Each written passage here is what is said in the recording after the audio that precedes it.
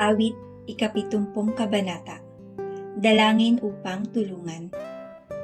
Iligtas mo ako ngayon, Yahweh, ako ay iligtas. Tulungan mo ako, O Diyos, baka ako'y mapahamak.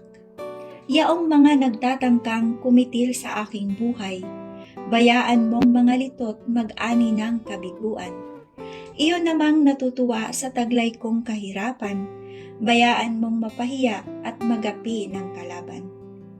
Sila namang ang layunin ay magtawa at mangutya. Sa kanilang pagkatalo, bayaan ding mapahiya. Ang lahat ng lumalapit sa iyo ay magkatuwa. Gayon din ang nagmamahal sa pagtubos mong ginawa. At sabihing lagi nila, O Diyos, Ikaw ay dakila. Lubos akong nanghihina, tunay akong walang kaya. Lumapit ka sana agad, O Diyos, sana'y lumapit ka.